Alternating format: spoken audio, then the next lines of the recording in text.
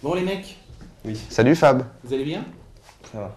La chance de recevoir 3 réalisateurs sur Mademoiselle aujourd'hui. À la base, tout est parti de ce jeune homme à la cravate rouge, qui a, on peut dire, tu es auteur, réalisateur. Alors, scénariste, réalisateur, monteur, acteur principal. Est-ce que j'ai oublié un truc? Et je suis beau. Community manager. Community manager, c'est vrai. Diffuseur sur YouTube. J'ai aussi fait le titre, donc graphiste. J'ai dessiné. T'as pas d'argent en fait, t'es pauvre. Ce que j'explique, c'est que t'es pauvre. C'est toi, Navo, qui m'a fait découvrir sur Twitter Ah oui, c'est moi. le concept de non-série, je connaissais pas. Donc je suis allé voir et j'ai fait « Hey, c'est fou cette histoire !» Et d'ailleurs, tu avais à l'époque interpellé François. Oui, parce que je savais pas qu'il l'avait vu et il m'a dit mais oui, j'ai vu. Ouais. Ah, c'est fort. J'avais vu parce que moi, c'est quelqu'un qui s'appelle Arnaud qui me l'a mis sur mon wall Facebook en me disant « Hey, regarde !» Et d'habitude, quand on me dit « Hey, regarde !» Bon, voilà. Et après, on me dit « Ça parle de toi un moment !» Je fais « Ah, le bâtard !» Donc, je regarde. C'est la bonne technique. Voilà, c'est la bonne technique. Hein. Le concept de la non-série, si en fait on peut l'expliquer simplement, c'est des mecs qui essaient de faire une série. Voilà. Donc ça commence par le premier épisode, c'est nous, donc moi et mon collègue Brice, qui n'est pas là, qui disons à nos membres, parce que ça on fait partie d'une association, bon bah là on est en train de faire un épisode sur une série de gens qui sont en train de faire une série. Ah bon, quoi, je comprends pas. Là en ce moment on est en train de faire ça, ce qu'on est en train de dire, on est en train de le filmer pour que ce soit... pour que ça alimente justement la série des gens qui sont en train de faire une série. Et moi, j'ai essayé de le résumer à des gens, chaque fois que j'en parlais à mon équipe, je leur dis putain, je suis tombé sur un truc, ça s'appelle la non-série. Alors en fait, c'est des gens, et je fais la même chose, mais en m'embrouillant encore plus. Moi, j'ai presque trouvé un pitch. Ah ouais? Ouais. Bah, C'est que c'est comme un show-off. Ça veut dire que le principe d'un Studio 60 ou d'un 30 Rock, c'est-à-dire de voir le making-of d'une série, à ceci près, et c'est ce qui le rend méta, que la série dont on parle dans ce making-of est le making-of. Mais c'est déjà long. Voilà. C'est déjà long, mais c'est moins long que... Tu surfes sur une vague qui s'appelle le méta, en fait, qui fait partie d'un truc qui existe, alors depuis peu en tout cas, qui est vraiment en vogue dans les séries. J'aimerais bien d'abord je sais pas, chacun vous donniez votre définition de ce qu'est le méta en fait. Ouais, on est parti que là-dessus parce que on n'avait pas trop d'idées. Et on s'est dit, bah non mais si, en vrai c'est ça. Au début on n'avait pas d'idées, on voulait juste faire une série sur une série. Donc on est vraiment parti du tout début. On n'a rien écrit, on est juste allé. Et au fur et à mesure, dans la série, on le dit, il faut que ça commence à être écrit. Là, pour l'instant, les 4 premiers épisodes, c'est vraiment le making-of de comment amener à faire une série sur une série. Et après, on commence à faire une série sur une série. Moi, reportage, vrai film, on filme vraiment les gens. Parce que là, ça commence à être écrit. Je voudrais faire un peu de vulgarisation justement. Et donc, vous êtes des pros des séries. Mais est-ce qu'on est des pros de la vulgarisation? Ah, Le méta, c'est une espèce d'équation magique pour un auteur, parce que c'est un truc kiffant. C'est des blagues d'auteur, quelque part. C'est dur que ma mère, elle peut pas kiffer, enfin quoi que ma mère peut-être, mais elle peut pas kiffer la non-série, en tout cas pas pour le moment, parce qu'il faut avoir un certain... j'en sais rien, comme les voyages dans le temps, tu vois. Une série sur les voyages dans le temps, c'est vrai. Soit tu as des bagages un peu de voyage dans le temps, où ça t'a passionné, tu y as déjà réfléchi, et tu vas apprécier une blague de voyage dans le temps, soit tu vas pas la comprendre. Et c'est comme quand j'avais essayé de faire. Un de mes films préférés, c'est Adaptation, donc de Spike Jonze et tout, donc qui est pour le coup un vrai film méta, où c'est Charlie Kaufman qui a écrit un scénario dans lequel c'est le héros, qui est joué par Nicolas Cage. Donc il y a plein de références méta. Au moment où ils sont sur le tournage de Dans la peau de John Malkovich et tout, etc. Et pour moi, j'étais genre, oh mais c'est génial, en plus ça parle des problématiques de scénaristes. À un moment, ils vont même voir Robert McKee, qui est joué par un autre mec et tout, etc. Et je montre ça à mes parents qui font, ouais, c'est pas mal, mais bon, enfin, ouais. Et je me rends compte, en fait, bah oui, forcément, ça parle que de trucs que moi je vis, c'est pas grand public forcément et tout. Donc, il y a un côté un peu, le méta, ça reste un kiff d'auteur souvent, quoi. Mais nous, dans la non-série, nous-mêmes, on est perdus dans notre truc. Donc c'est là, en fait, la non-série se vulgarise elle-même la non-série, parce qu'on explique qu'on n'arrive pas à faire ce qu'on est en train de faire, qu'on comprend pas trop... Enfin, je crois que c'est dans les 3 premiers mots, on dit, bon, on comprend pas trop ce qu'on est en train de faire, mais on va le faire. Donc en gros, pour comprendre le méta, je pense que la non-série est la meilleure série pour essayer de le comprendre. On essaie de se comprendre, de comprendre... Commencez par ça. Parce que... En fait, je pense que de regarder les 5-6 premiers épisodes, parce que si tu regardes que le premier, tu comprends pas ce qu'il dit. Tu dis, mais qu'est-ce qu'ils foutent? En fait, pour moi, la blague, ça commence quand vous mettez en relief les défauts du premier épisode. Quand vous dites, oh, bon, il était trop long. Ouais. En fait, le deuxième épisode, c'est l'épisode 1. Voilà. En fait, il parle du premier épisode. Comment perdre une 4e fois. Ouais. Oui, l'épisode 2 s'appelle l'épisode 1. Voilà. Parce qu'on parle de l'épisode 1. Et ça, là, tu commences à comprendre le truc. Tu fais, ok, en fait, les gars, tu sais pas s'ils savent ce qu'ils font, mais ils apprennent à savoir ce qu'ils font au fur et à mesure, et c'est drôle. Quoi. C'est ce qui rend le truc ultra méta. Voilà. C'est que c'est définitivement méta, puisqu'ils sont en train d'écrire la série que tu es en train de regarder. Au moment où tu la regardes, ils sont en train de l'écrire. Ce qu'on espère, c'est qu'un jour, on ait un fan qui fait comme Doctor Who, où ils font des graphiques avec toutes les couches, des branches. Comme il y avait pour Inception. Dans les dimensions parallèles et tout. Nous, ce qu'on aimerait bien, c'est savoir à quel moment vous tombez dans les limbes. Est-ce que tu penses que tu veux tomber dans les limbes comme Inception? Voilà. Tu fais la méta de trop, tout d'un coup, il n'y a plus rien. Tu as jeté un légume comme ça. Un épisode blanc. Il dit où Arthur? Il regarde son plafond, on ne sait pas ce qu'il fait, quoi. Il est dans le méta. Donc, ouais, je pense que... Est-ce que vous avez pour projet qu'à un moment, genre vers l'épisode 37, le personnage d'Arthur se réveille? Et en fait, tout ça, c'était un rêve. Et là, il dit, OK, j'ai une idée, il faut faire une série. Et il recommence du début. Parce qu'il en a rêvé. Et tu fais la saison 2, mais c'est la saison 1. Et en fait, il réalise la première. Voilà. Mais par exemple, Community, c'est une grosse série méta. Mais... En fait, oui et non. Enfin, ils arrivent à garder des personnages. C'est méta, enfin, j'ai pas tout regardé, mais. En fait, il y a un personnage qui met le doigt sur le fait qu'ils sont dans une série.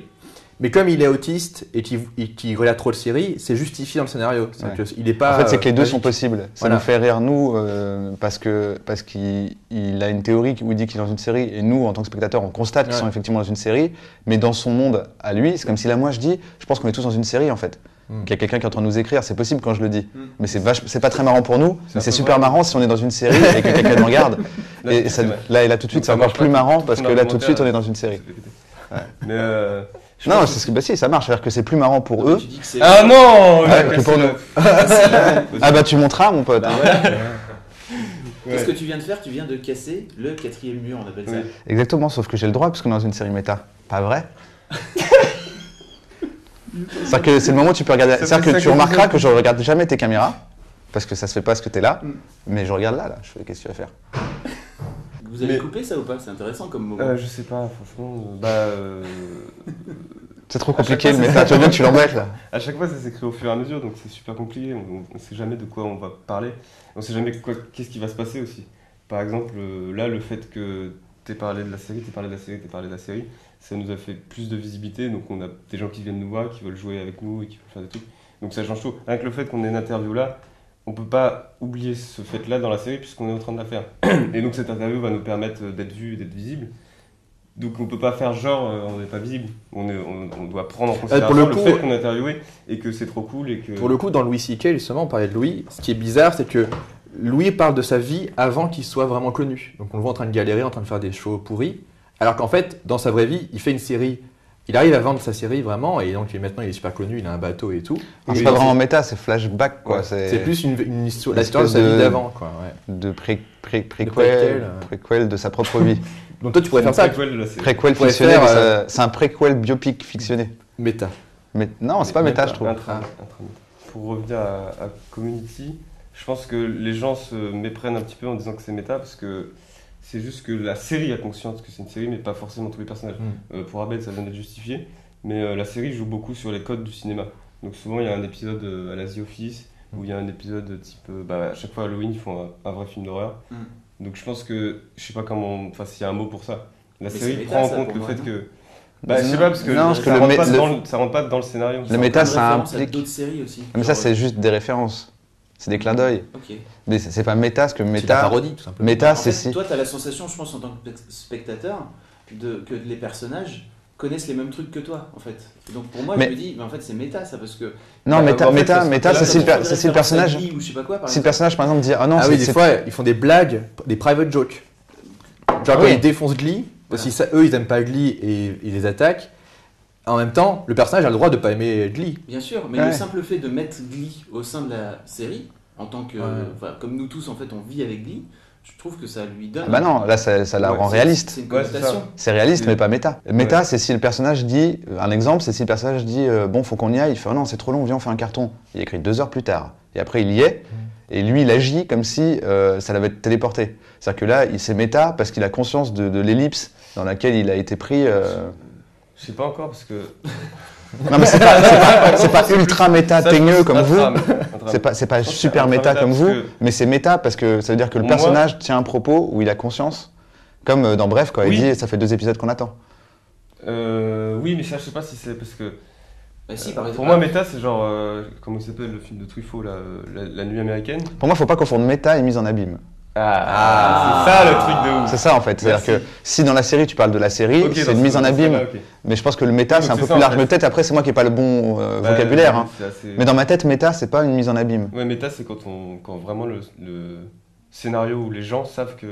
Mais dans ce cas-là, ils sont dans- Enfin, dans- méta ça veut dire ils sont- autour, hein, c'est ça. Je crois que méta ça veut dire autour. Quand tu fais, par exemple dans un C'est jeu vidéo, Au-delà. Les en fait. méta- au-delà, En voilà, vrai. ouais, voilà, au-delà. C'est-à-dire que quand tu fais un jeu vidéo et que tu fais du metagame, c'est par exemple tu vas jouer à Mario 1, tu joues à Mario 1, Oui. et le metagame, c'est quand tu dis ok, il faut que je termine le monde 1 en 35 secondes dans le jeu, dans le stage 1. Ah, C'est-à-dire que tu crées ton propre jeu. Ah, tu fais un jeu dans le jeu. Genre, ouais, le jeu dans le ouais. jeu, bah, c'est un metagame. Tu fais une nouvelle règle dans le Jeu dans le jeu. Ouais. ouais, mais du coup, ouais, c'est. Série dans la série, Ouais, méta-série. c'est une règle. Jeu dans le jeu, metagame. Bah alors dans ce cas-là, la non-série, c'est pas une méta-série, C'est les deux. C'est une mise en. C'est les deux. C'est-à-dire que si tu fais un Kickstarter pour la série, ça peut être un épisode qui s'appelle Kickstarter. Exactement. Mais Ça, c'est bien. là, tu vois déjà, même dans l'interview, on a au moins 8 branches. Il y a moyen de faire une infographie sur l'interview. Et quand DiCaprio dans le Loup de Wall Street, il part à la caméra en disant Eh non, c'est là que, en fait, on est Ah non, devenu c'est un super procédé riche. narratif pour Là, moi. c'est un procédé narratif. Comme dans House of Cards ou C'est- Malcolm. C'est Ouais, comme mais une en voix même off, temps, mais ça à te- l'image. Mais en même temps, ça te Magnum. rapporte toi en tant que spectateur. Magnum, il le fait. Putain, en fait, je suis dans un film. Bah oui. Parce que les autres, ils sont pas au courant. Ouais. Mais lui, là, il est devant la caméra, comme dans Ferris Bueller et tout.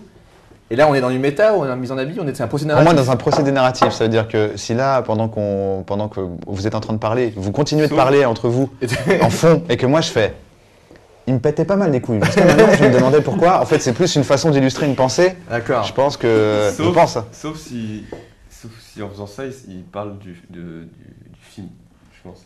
Parce que là Oui. t'as donné un ressenti, si tu fais. Là, on est dans ta cette, tête, Je là. trouve cette. Non, mais par exemple, macabre. dans House of Cards, il va jamais dire.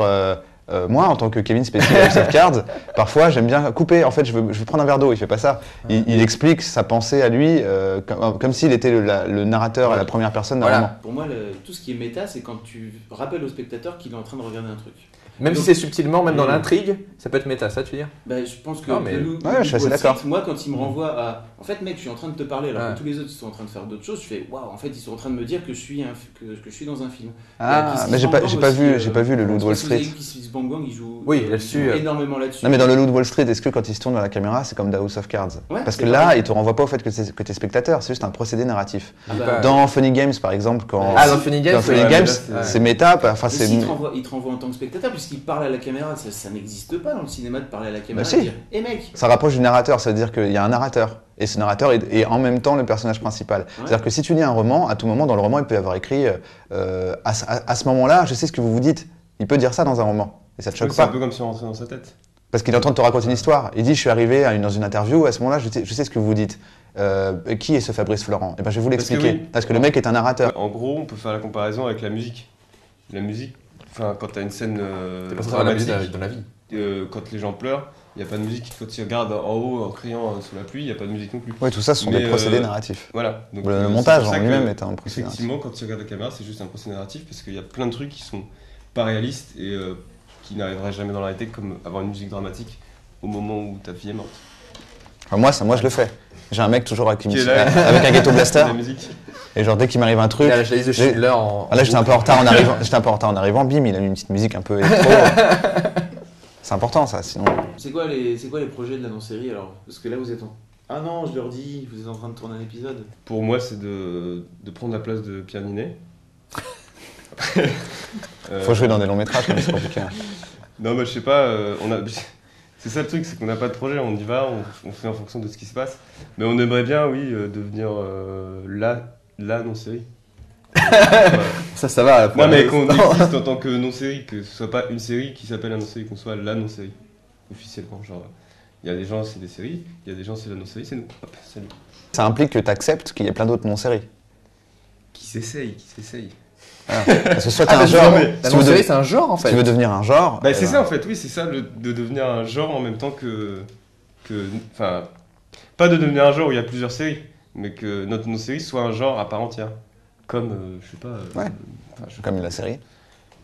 Comme une série. Bref, c'est un peu un genre complètement. Enfin, si tu refais Ah, du c'est bref, tu ça. refais du bref. Bah, nous, que la non-série, on refait du Ah non, bref, c'est un programme court. Oui, t'as non, compris mais le quand délire, c'est que- ce que les gens appellent une parodie de Bref, en vérité, c'est pas une parodie, puisqu'ils parlent à aucun moment de Bref, ils réutilisent les codes pour raconter qu'ils sont allés à la boulangerie. Et du coup, ça s'appelle Bref, je suis allé à la boulangerie, ça parle ni de Kian, ni de Bref, ni de rien, mais ils reprennent les codes comme si un peu c'était un genre. Sauf que c'est un mini-genre, tu vois, ça ne peut pas dire c'est comme un film d'horreur, mais dans un film d'horreur, il y a des codes que tu peux réutiliser, tu fais un film d'horreur. Donc c'est pour ça que je disais, c'est intéressant, parce que si tu dis ça, si tu veux que la non-série devienne un genre, tu es censé accepter que quelqu'un fasse une meilleure non-série que toi. Si tu veux que ce soit un genre, moi je peux faire une non-série. Je vais appeler Harry, Non, ça va mais- cartonner ça. Je Oh, sais, c'est cool. on est encore Attention, dans le- Allô, je suis capable de J'essaie faire. Kian, d'expliquer comment je m'appelle ça Kian, marche, je vais proposer. C'est vrai, on peut. Putain, c'est génial. C'est cool. Ouais, Kian, en fait, il veut bien. C'est bon. Ouais, on va en faire une. De En fait, il vient me piquer mon. Et tu verras Canal, je vais te délouter. Hein. toute façon, on a vu avec le juridique, comme il y a non-film, Ça de marche. toute façon, ça marche, c'est pas toi qui Non, as non, parce qu'on fait référence. On a filé 1 million à Quentin Dupieux pour pouvoir faire une non-série. Nos films, il est génial parce qu'il se suffit à lui-même. C'est une boucle, ça finit. Nous, c'est pareil. On aimerait bien être une série qui se. D'accord, donc Bon, éventuellement d'accord. la fin de mon série c'est. Ce serait le début, ouais, ça pourrait Tu être. te réveilles. Tout ça n'était qu'un rêve. Et puis tu. Je serais déçu, moi, En perso. fait, hein. non, peut-être que même. justement, Ah, en moi, fait, c'est la seule fois, je pense, où j'accepterais. Ah, Je dirais, bon, il a là, le ça droit. marche. ouais. Là, surtout s'il se réveille et qu'après, il dit vraiment, bon, allez, je vais le faire, et qu'on retombe sur l'épisode 1. J'ai une question après Oui. pour tes deux protagonistes. C'est quoi vos projets à tous les deux? Parce qu'après il va falloir conclure quoi, tu vois. Oh, le gars, tu sais, Comme ça. alors que c'est Internet, ça Ouais, pourrait mais- durer 6 heures, on était bien. Avec qui Bruno, c'est quoi tes projets? Moi, j'ai pas trop de projets. Le JD Non, mais pour de vrai, j'ai pas trop. Enfin, ça dépend, tu parles de projets en général. en général. Alors, en général, je pense que le prochain truc, normalement, à peu près visible, c'est le spectacle de Greg Romano. D'accord. Voilà. Ok.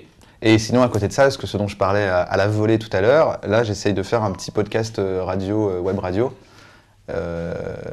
où je parle avec des gens. François, Moi, là en ce moment, il y a toujours la saison 4 qui est diffusée, donc jusqu'à environ mai.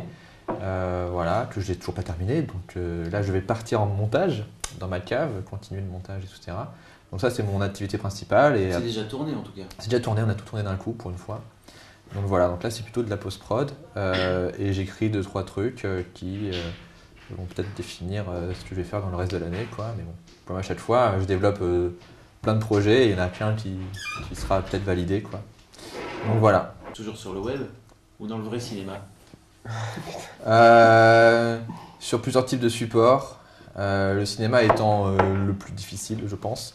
Quand je vois comment, pour Bref, ça prend du temps parce que quand tu fais un film, enfin, tu peux pas te planter. Tu peux te planter sur un épisode, mais tu peux te planter sur un film, quoi. Donc, Oh, tu peux, hein, Tu peux, mais tu ne veux pas, en ça a fait. déjà été Tu te dis pas, ah, c'est pas grave si je me plante. tu te fais, ah, bon, désolé. Un peu mal au tu vois, ventre. voilà. Donc, c'est pour ça qu'on prend notre temps et on va d'abord voir ce que fait Bref. On va être derrière eux comme ça, on va dire, ah ouais. Ah ouh là là. En fait, jamais rien va sortir parce que nous on attend de voir ce que fait le Palmacho et Ah ce oui, que font voilà. Norman et Cyprien. Et ça se trouve, eux ils attendent que d'autres gars fassent un truc et en fait on s'attend tous en on s'attend disant. tous et personne n'ose. Ouais, voilà, c'est ça. Et Arthur qui va arriver avec sa petite caméra. et Ouais, Un film d'une heure et demie sur la projection du film. exactement. Où il va filmer le public et tout. C'est vachement- Merci à tous les mecs. À bientôt. À bientôt. Salut. Salut. Ouais, donc, j'espère que ça va faire plus de 5 vues ton truc. 48 minutes. Oh putain.